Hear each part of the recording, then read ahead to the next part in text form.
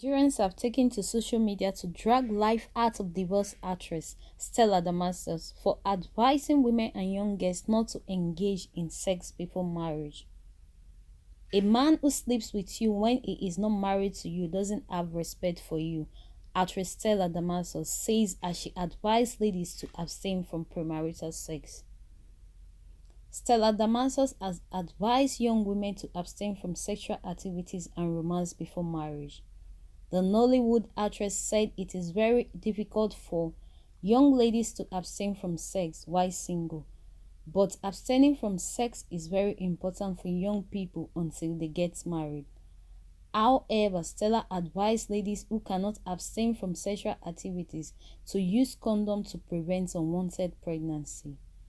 In a video released on her official Instagram page, Stella opinioned that man who sleeps with a lady when he is not married to the lady does not respect the lady. Stella Damascus addressed the issue of having intercourse before marriage in her latest episode of Ask Stella, an online talk show, and said any lady who allows a man who sleeps with her when he has not married her doesn't have much respect for her. This advice obviously did not go down well with many on social media, considering the fact that Stella has been married to 3 different men, with some dragging her for marrying a married man after her first husband died. Nigerian actress Etinosa Idemudia also dragged Stella on social media after she advised ladies to abstain from premarital sex. Reacting to the video Stella shared on her social media page, Etinosa via her Instagram stories asserted that love-making between 2 consenting adults shouldn't be about respect. Like, share for more entertainment gist. Follow our social media page TV Africa on Facebook, at TV247 Africa on Instagram, and also don't forget to subscribe to our YouTube channel TV Africa. Watch a clip from Stella Damascus. Hey guys, welcome to another episode of Ask Stella. How have you guys been? How was your week? Let me know in the comment section. Let me know what you've been doing, what you've been up to. But let me just say thank you to those who've been sending me their emails, trusting me with their stories, with their private moments and all of that. I don't take it for granted. Thanks to those who've also sent me messages saying that they were impacted by what I said, and those who agree, those who don't agree, thank you anyway, keep them coming. But I'm going to also say, please, if you have a contrary opinion to what I'm saying, just be nice, just put it in the comment section, because it's not about me alone. It's about the person who sent an email that needs help, that needs the advice. I don't know it all. Like I said, this is just my opinion, okay? All right. So thank you for sticking around with me and asking me to come back with Ask Stella. I'm still so happy and excited to be back. And talking about sticking around, stick around. Don't go anywhere. I'll be right back.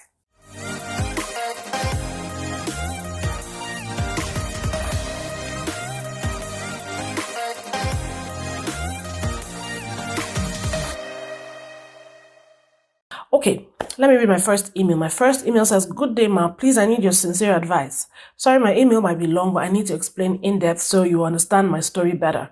I met a guy in training school September of 2019, but then we just say hello as colleagues. He had a girlfriend in training school, then I see them together.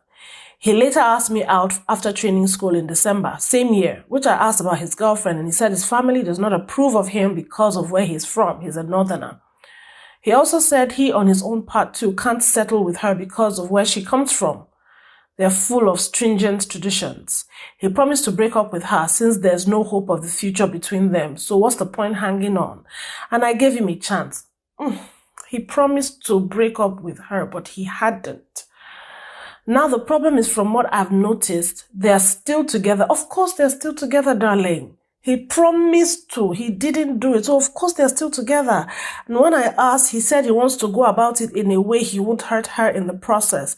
I don't know if I'm the one rushing him, but I feel some things don't add up, because I asked him of his expectations towards us, but he only assured me that he has good intentions towards, but he didn't talk about marriage in the conversation.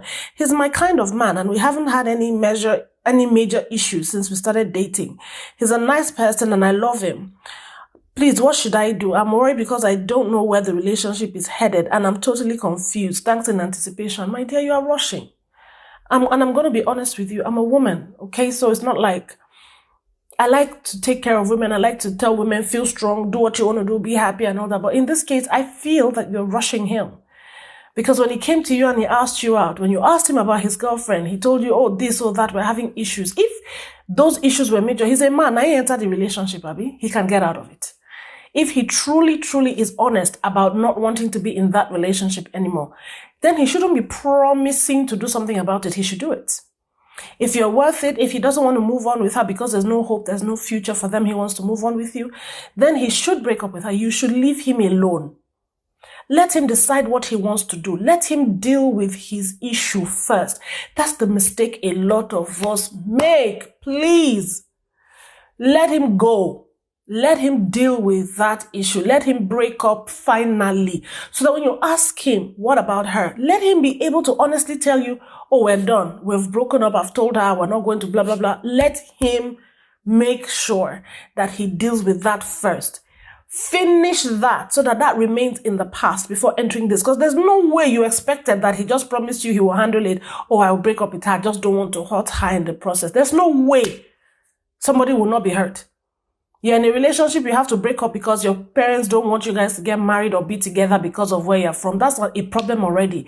So if you know that you're not going to continue with the relationship, there's no way it will not hurt. So him telling you, I don't want to hurt her in the process, there's no time. There's no better time. Whether he tells her next year or he tells her in 2025, there is no time that it will not hurt. So if he has not broken up with her till now, sis, you're deceiving yourself. I'm being honest with you. You're just deceiving yourself. I know you love him and all that, but auntie, I've always repeated, love is not enough. And please, please, please, you are sounding as if you are the one that wants that conversation about marriage. If the man that's with you is not the one pushing the agenda of marriage or pushing the conversation of marriage, then he's not ready. You don't force men. When you bring up that conversation over and over again, you're going to be in his face. You're going to become a nag. If he's not ready for that conversation, it means he's not ready for marriage. So if you think that by bringing up that conversation and hoping that he will join you in that conversation, you're wasting your time. Leave him be. Let him deal with that. If you're important, if you're worth it, let him deal with that. End it with her. Then come to you. Then you guys start a proper relationship before you start to talk about marriage. Because there's the friendship, okay? There's the dating, okay? There's the courtship, okay?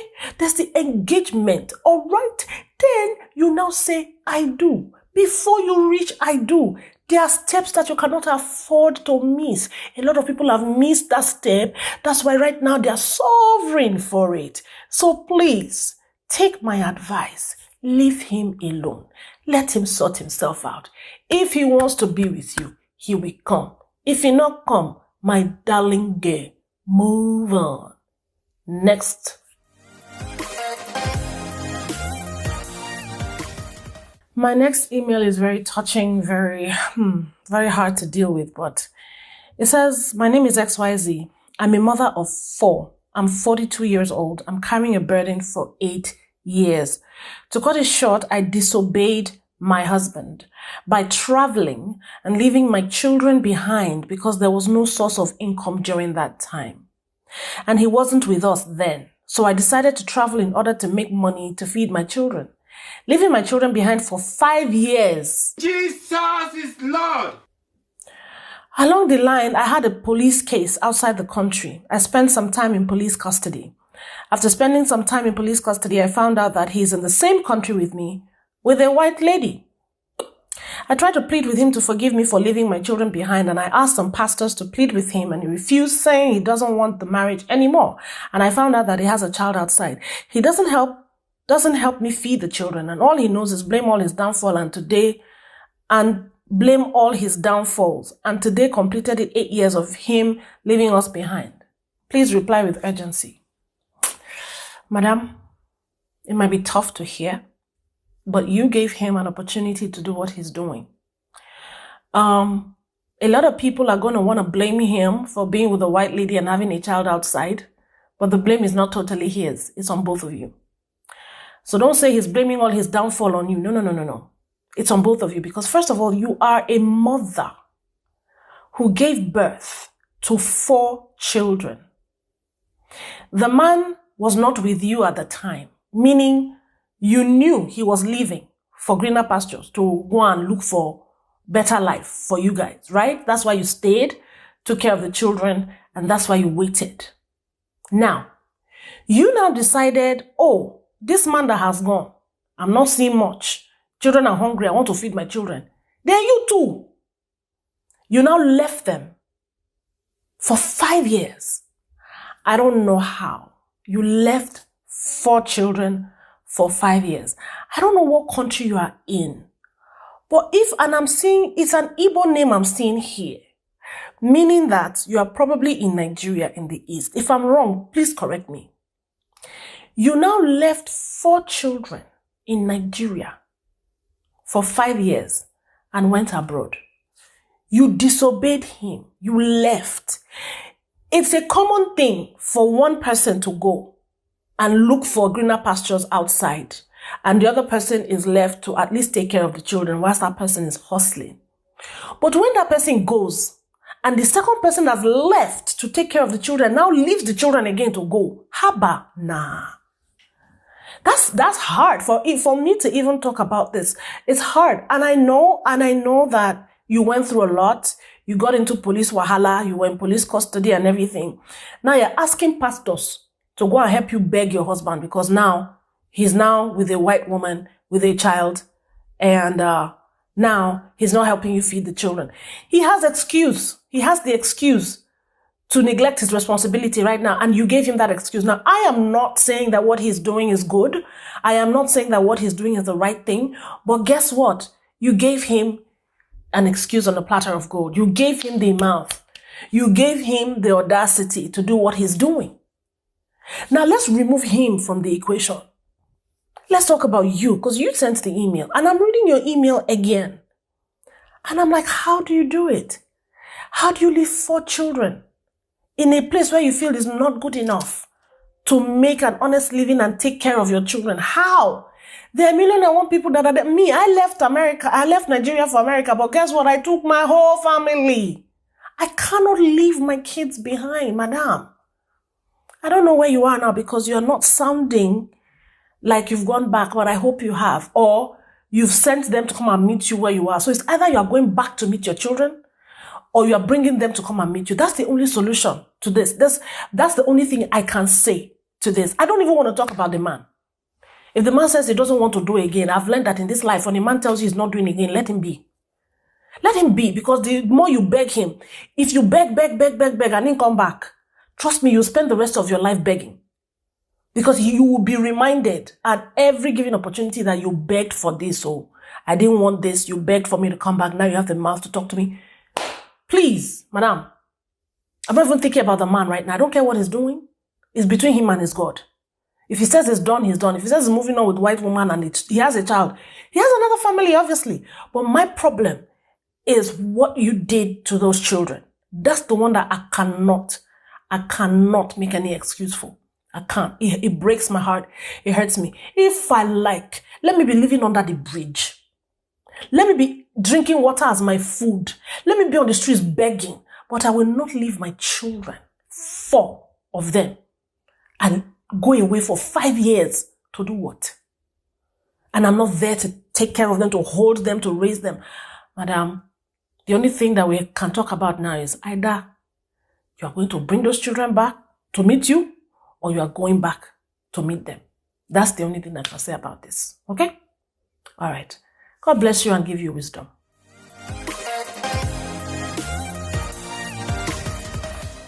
I was going to read another email, but I just decided to say something instead because the email is long and I don't want this episode to stretch. So I'll take this email and move it to next weekend, okay? But I want to say this. I've been receiving a lot of emails from young ladies who have the same storylines about how they met this guy and in a few months they got pregnant and the guy got them to have an abortion. And they had 2 abortions. Then they finally had a child and the guy decided to deny the child or rejected them or refused to take care of the child. The guy is evil. The guy is this. What do I do? The fact of the matter is, in this day and age, in 2020, There are some things that we shouldn't be talking about or dealing with anymore. We should be smart enough to understand that if anything pregnancy happens, it's going to happen in our body as women. Anything that goes on with the new birth or new baby or pregnancy or everything protruding, it's on your body, not the man. You cannot allow anybody to take advantage of you like that. If you want to start doing premarital sex, which I am totally against, but if you have to start doing it, use sense now. It's not just about preventing a pregnancy. I'm talking about also, what about diseases? They still exist. They didn't wear trousers and walk away. Why would you be having unprotected sex with someone that you're not married to? Then you get pregnant and they tell you abort it. You too, you go and abort. Then you continue to have sex unprotected again and they tell you go and abort it. You too, you go and abort it again. Then you now get pregnant the third time. This is without marriage, and then you expect that the third one he will tell you to keep it? Why are you playing try your luck? What if something happens and you can never have kids again? When you finally want to get married, you find out that you can't have kids again. What now happens to you? Because nothing will happen to him. He's going to move on, marry somebody, and have his own children. What now happens to you? What happens if you get killed on the operation table or on the whatever table people do? They do abortion things. What happens? I don't understand it. Why can't you make sure that the person is protected if you have to do this thing at all? Why can't, as a woman, you have rights? It's your body. No, I will not do this. Protect yourself. I don't understand how you will go unprotected and then get pregnant and then they tell you remove it. It's not I have headache, give me Panadol. It's not I have a flu, give me flu shot. This is removing pregnancy. I cannot stress this enough. I don't want to stress this. I'm begging you. So every young woman out there, to every single girl out there, I'm begging you. If you can abstain from sex before you get married, please do it. I know it's hard in the world we live in. Please do it. But for some reason you cannot, I'm not here to judge you. I don't have a right to judge you. But if for some reason you cannot abstain, I beg you in the name of God, get that person to use protection. If he's not marrying you, it's not worth it. Get that person to use protection. That's the one way they can show that at least, because somebody that wants to be using you to hammer the floor without marrying you, I don't know how much value he has for you, but at least let him show some sign of respect by respecting your body. He doesn't want you to get pregnant. He's not ready for the responsibility. Then please, I beg you, get him to wear protection before he touches you. I'm begging. Let him protect his something before him approach your something. That's the best way I can say it. So thank you guys for hanging out with me today. It is serious. I'm laughing, but it is serious. I'll see you guys again soon. Thank you. Bye.